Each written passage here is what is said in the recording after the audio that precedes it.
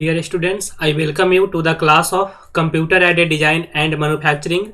I am Subhas Kumar, educator of Mechanical Engineering branch. आज के class में हम लोग यूनिट 1 में फंडामेंटल्स ऑफ कैड कैम का एक इम्पॉर्टेंट टॉपिक देखेंगे, दैट इज ग्राफिक्स टर्मिनल।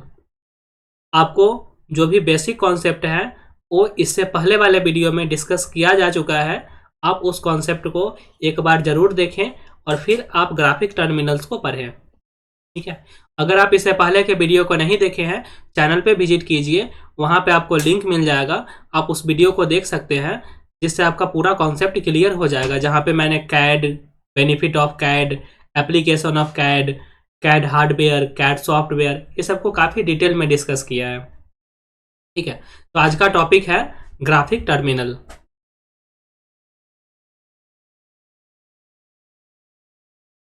तो टॉपिक को हम लोग स्टार्ट करते हैं। अब ग्राफिक टर्मिनल्स का मीनिंग क्या होता है? Interactive graphics is an important component of CAD, providing a window through which the communication with the computer can be realise. देखो, जब आप कोई भी डिजाइनिंग कंप्यूटर में करते हो तो आपको इंफॉर्मेशन कैसे मिलता है? तो आप देखोगे कि आपके सामने कुछ स्क्रीन होता है, इस स्क्रीन पे आपको सब इंफॉर्मेशन मिलता है, ठीक है। तो इंफॉर्मेशन जो आपको मिल रहा है ना, ग्राफिक्स के थ्रू आपको इंफॉर्मेशन मिल रहा है। तो ग्राफिक टर्मिनल आपका क्या है?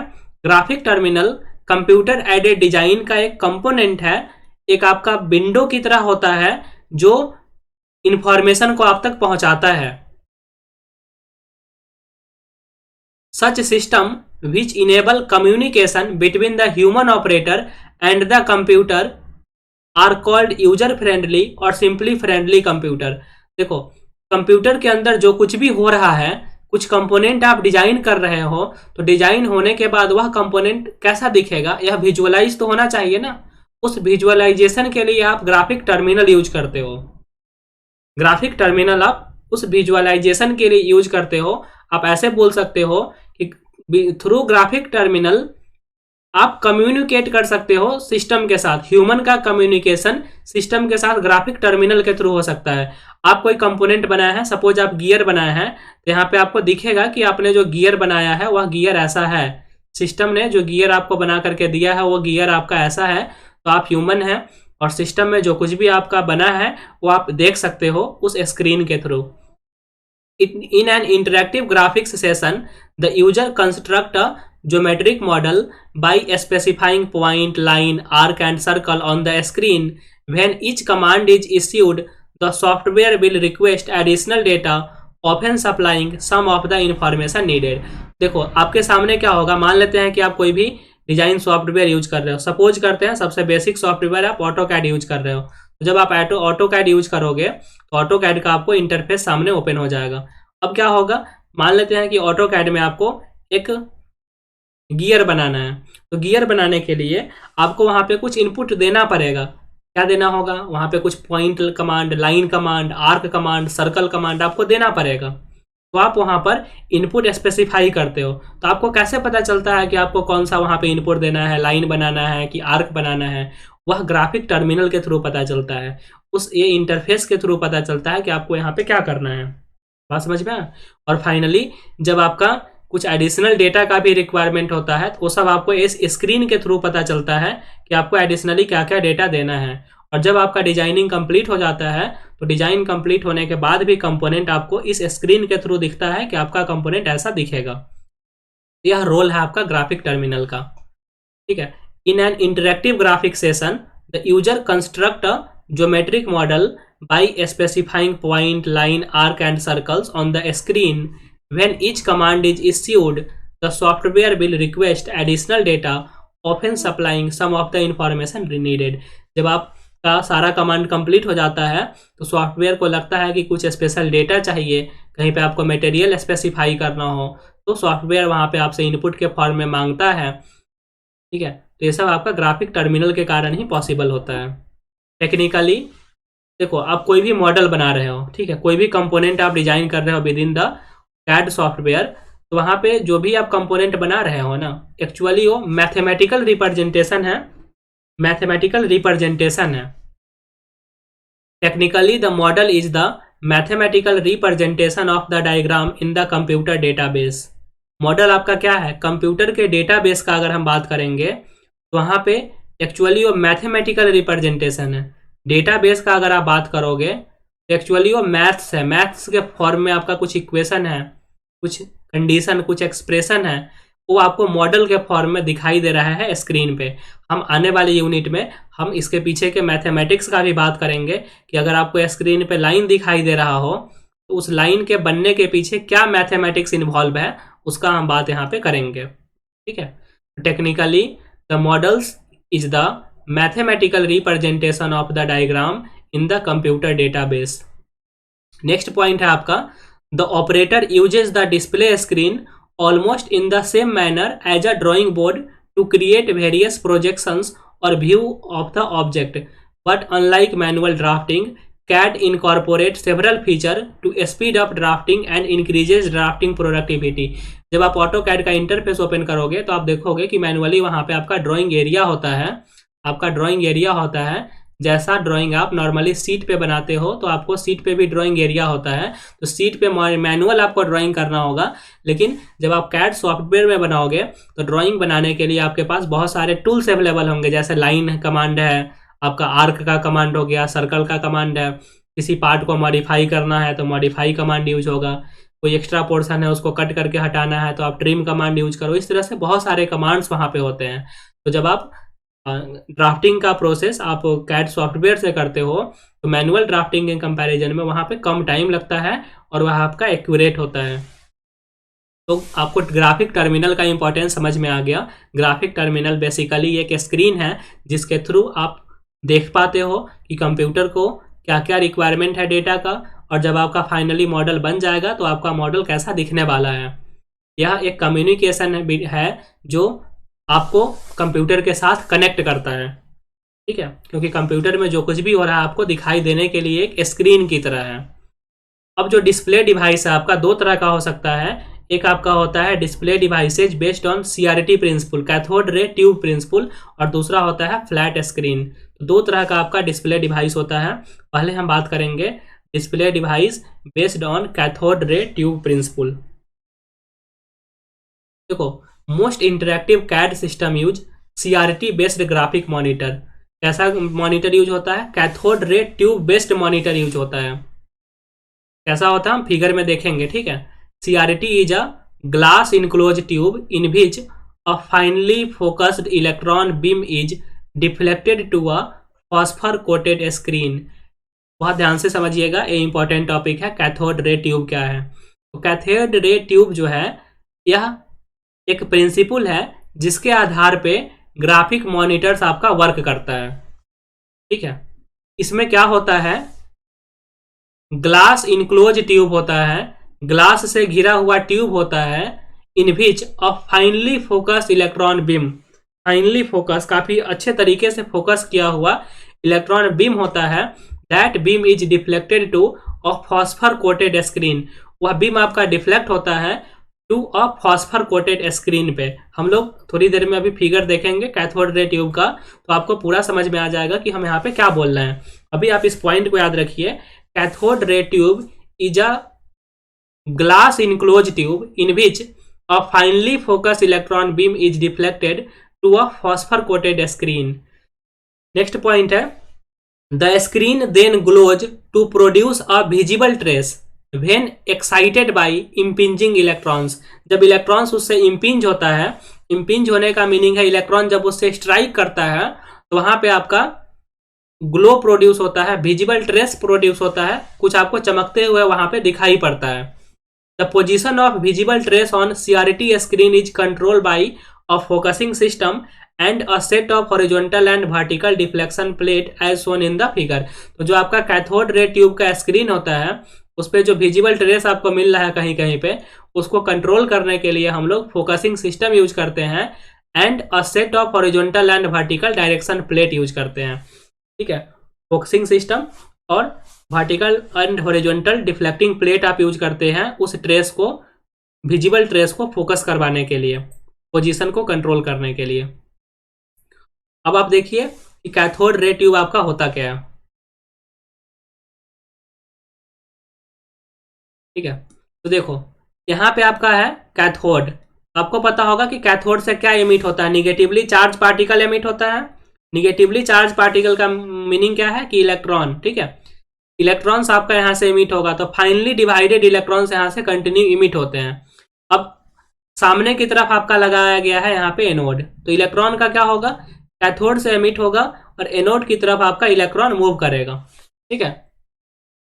यहाँ एनोड पे आपने किया है फॉस्फर कोटिंग, और जब आपका इलेक्ट्रॉन आएगा यहाँ से और इम्पिंज होगा इस फॉस्फर कोटेड ग्लास पे, तो वहां पे आपको इल्यूमिनेट होगा, वहां पे आपको लाइट जैसा कुछ प्रोड्यूस होगा, कुछ ग्लो करते हुए आपको दिखाई देगा, ठीक है।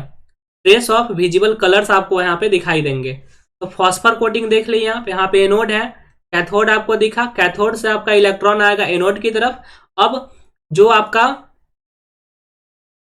विजिबल ट्रेस आपको मिल रहा है सीआरटी स्क्रीन पे, उसके पोजीशन को कंट्रोल करने के लिए आप डिफ्लेक्शन प्लेट यूज करते हो। दो तरह का डिफ्लेक्शन प्लेट होता है, हॉरिजॉन्टल और एक वर्टिकल, ठीक है। हॉरिजॉन्टल और एक वर्टिकल। तो आप ध्यान से देखिए कि यहाँ पे आपका दो तरह का डिस्प्ले वो डिफ्लेक्शन दिख रहा है। यहाँ पे आपका हॉरिजॉन्टल डिफ्लेक्शन प्लेट है, ये आपका वर्टिकल डिफ्लेक्शन प्लेट है जो इस तरह से होता है, और हॉरिजॉन्टल वाला आपका ऐसे होगा हॉरिजॉन्टल डायरेक्शन में, वर्टिकल वाला वर्टिकल डायरेक्शन में। तो दो तरह का आप डिफ्लेक्शन प्लेट यूज करते हो, और दूसरा आप फोकसिंग सिस्टम यूज करते हो। तो डिफ्लेक्शन प्लेट और फोकसिंग सिस्टम का क्या काम है, finally divided beam of electron को प्रॉपर गाइड करना कि आपका अच्छे से आप वो स्ट्राइक हो सामने वाले वाल पे, जो आपका यहाँ पे एनोड है, फॉस्फर कोटिंग का ग्लास है, और पूरा जो होता है ग्लास ट्यूब से बना होता है, पूरा ग्लास से बना ये पोर्शन होता है। यही है आपका कैथोड रे ट्यूब का। सामने की तरफ से ये आपका स्क्रीन है, जो हम केवल साइड व्यू में दिखाए हैं। फ्रंट में देखोगे तो आपका स्क्रीन कुछ इस तरह से दिखेगा, इस स्क्रीन पर आपको सब कुछ दिखेगा। तो पहले के टाइम में जो आपका टेलीविजन होता था, वहां पे भी यही प्रिंसिपल यूज होता था। टेलीविजन के स्क्रीन पे जब आप देखते थे तो आपको दिखाई देता था, जो कुछ भी आपको यहाँ पे पिक्चर वगैरह दिखाई दे रहा है वो सीआरटी प्रिंसिपल के कारण ही बनता था, ठीक है। जो ओल्ड आते थे उस टाइम में, अभी के टाइम में ऐसा नहीं होता है। अभी आपका एलसीडी स्क्रीन यूज होता है। तो पहले वाले टीवी में भी आप देखे होंगे कि वह कुछ इस टाइप का आपका होगा, ठीक है। तो इस शेप का आपको मिलता था। तो वहां पे क्या होता था, बेसिकली वो कैथोड रे ट्यूब का ही हम लोग यूज करते थे, कैथोड रे ट्यूब के प्रिंसिपल का यूज करते थे। इस पोर्शन में आपका यही है जो आप यहाँ पे देख रहे हो, ठीक है। तो आपको ये बात समझ में आ गया कि कैड में जो आपका ग्राफिक टर्मिनल का बात करोगे तो दो तरह का होता था, कैथोड रे ट्यूब प्रिंसिपल पे बेस्ड होता है, और दूसरा आपका फ्लैट स्कैन टेक्निक पे होता है, ठीक है। वहां पे हम रास्टर स्कैन टेक्निक का बात करेंगे। तो यहाँ पे देखिए आपका लास्ट पॉइंट क्या है, in a colour CRT there are 3 electron gun, 1 each for red green and blue. अगर आप कलर कैथोड रे ट्यूब का बात करोगे तो वहां पे 3 तरह का इलेक्ट्रॉन गन होता है, एक रेड, एक ग्रीन और एक blue. The phosphor dots for red, green and blue are arrange in a triangular pattern. The individual beam intersect at a shadow mask which direct a red beam to a red phosphor dot and so on. तो basically अगर आप colour cathode ray tube का बात करोगे तो वहाँ पे 3 type के इलेक्ट्रॉन गन का यूज करते थे, रेड, ग्रीन एंड ब्लू। तो जो भी कलर कॉम्बिनेशन आपका होता था, इसी के कारण आपको वहाँ पे कलर फॉर्म में सब कुछ दिखाई देता था। दूसरा है आपका रास्टर स्कैन टेक्निक। देखिए रास्टर स्कैन टेक्निक में क्या होगा, यहाँ पे हम पिक्सल का बात करेंगे।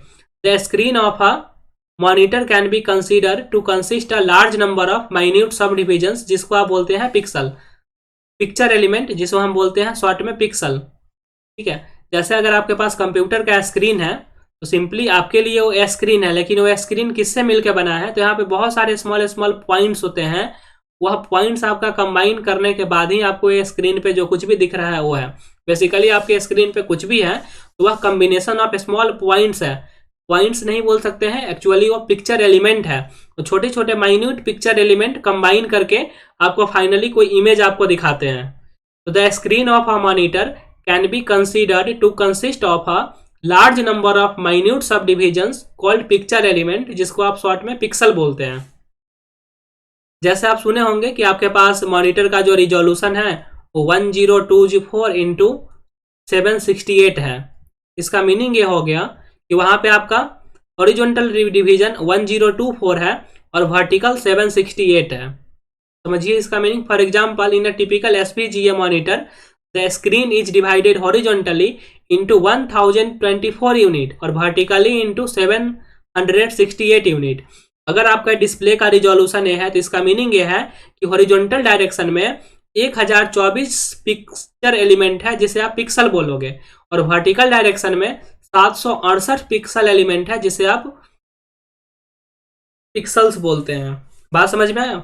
स्क्रीन का रिजोल्यूशन इस तरह से डिफाइन होता है। तो जब हॉरिजॉन्टल डायरेक्शन में 1024 पिक्सल्स हो, वर्टिकल डायरेक्शन में 768 पिक्सल्स हो, तो आपके डिस्प्ले का रिजोल्यूशन 1024 इंटू 768 होगा। यहां तक बात समझ में आया? अब देखिए कि raster cathode ray tube graphics में क्या होता है। यहाँ पे आपका मैट्रिक्स होता है। मैट्रिक्स का मतलब अरेंजमेंट। मैट्रिक्स होता है डिस्क्रीट सेल्स का, डिफरेंट डिफरेंट सेल्स का मैट्रिक्स होगा। Each of which can be made bright. यहां पे देखो कि रास्टर सीआरटी ग्राफिक डिवाइस का जब आप बात करोगे तो यहाँ पे मैट्रिक्स होगा डिस्क्रीट सेल का। सेल का मीनिंग बॉक्स, और मैट्रिक्स का मतलब है बॉक्स का अरेंजमेंट। तो इस तरह का आपका बॉक्स बनेगा, और बॉक्स का जो अरेंजमेंट है, जो मैट्रिक्स है, वो आपको बगल के फिगर में दिखाया गया है। अब क्या होगा, यह एक तरह का पॉइंट प्लॉटिंग डिवाइस है। मान लेते हैं कि रास्टर स्कैन टेक्निक में अगर लाइन को बनाना है, तो लाइन को जब आप बनाओगे तो आपका क्या होगा, ये जो बॉक्स है, ये बॉक्स यहाँ का आपका ग्लो किया, इसके बाद आपका नेक्स्ट वाला बॉक्स ग्लो किया, इसके बाद आपका ये वाला बॉक्स ग्लो किया, ये वाला बॉक्स ग्लो किया, फिर इसके बाद ये वाला। आपको क्या होगा, एक लाइन दिखाई देगा। आप देखोगे कि इस तरह से आपका एक लाइन बना है। तो लाइन बनने के पीछे का रीजन क्या है कि वहां पे अलग अलग सेल्स है, मैट्रिक्स है डिस्क्रीट सेल का, वह आपका इल्यूमिनेट हो रहा है, तब आपको वहां पे एक लाइन दिखाई दे रहा है। बात समझ में? तो raster CRT graphic device can be considered a matrix of discrete cell each of which can be made bright. अब जैसा शेप सिंबल आपको बनाना है उसके अकॉर्डिंग आपका यहाँ पे वो इल्यूमिनेट होगा। मान लेते हैं आपको सर्कल बनाना है, तो जिस टाइप का आपको सर्कल बनाना है उस टाइप से आपका बॉक्स इल्यूमिनेट होगा। देखिए हम एक एग्जांपल के तौर पे आपको बता रहे हैं। या एक रैंडम कोई भी शेप हम ले लेते हैं।